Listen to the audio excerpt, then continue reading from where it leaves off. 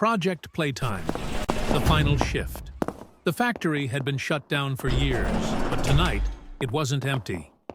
Ethan's flashlight flickered as he stepped into the dimly lit corridors of Playtime Co.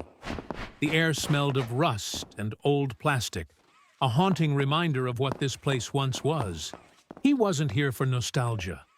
No, he was here because of a cryptic message that appeared on his phone just hours ago.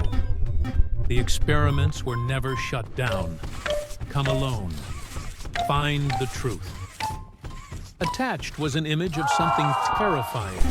An underground door beneath the factory, one that had never appeared in any blueprints. Ethan hesitated at the entrance, staring at the giant faded murals of Huggy Wuggy and Mommy Long Legs. Their cartoonish smiles now felt sinister under the flickering factory lights. Taking a deep breath, he stepped forward. The door groaned as it shut behind him. There was no turning back. The forgotten basement. Following the instructions from the message, Ethan made his way past abandoned assembly lines and broken conveyor belts. Strange noises echoed through the halls, scraping metal, distant whispers, and something else, breathing. Finally, he found it. A hidden elevator, tucked behind a rusted control panel.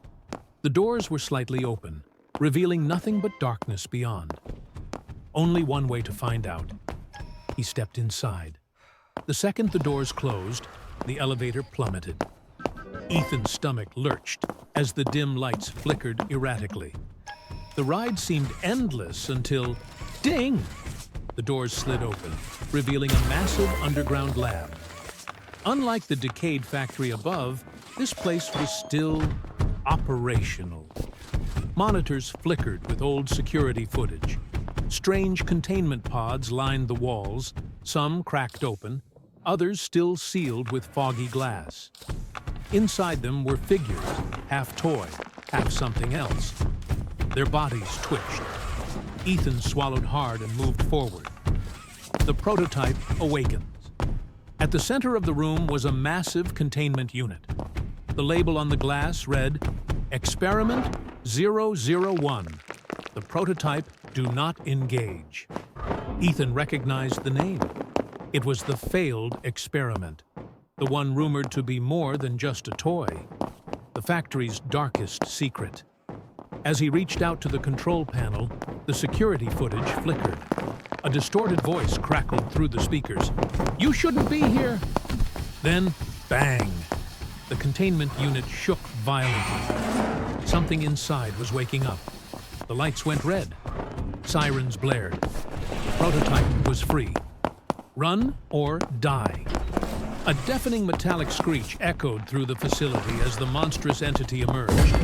It was a twisted, skeletal fusion of old Playtime cover parts, its elongated arms stretching unnaturally as it crawled toward him. It was fast. Ethan bolted, nearly slipping on the slick metal floor. He needed a way out. Fast.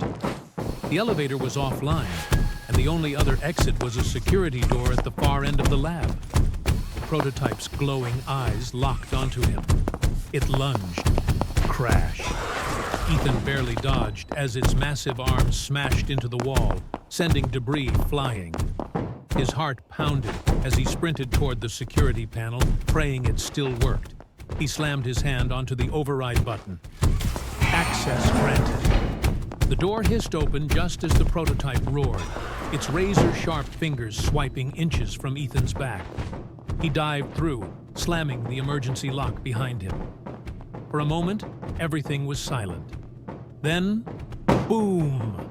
The door dented inward. The prototype wasn't giving up. Ethan didn't wait. He ran. The final choice. At the end of the hall, a terminal flickered with a single prompt. Facility purge. Confirm? Ethan hesitated. If he activated the purge, the entire underground sector, along with the prototype, would be destroyed. But what if there was another way? His hand hovered over the keyboard. 1, press the button and end it all. 2, try to contain the prototype, risking everything. The screen faded to black. What would you choose?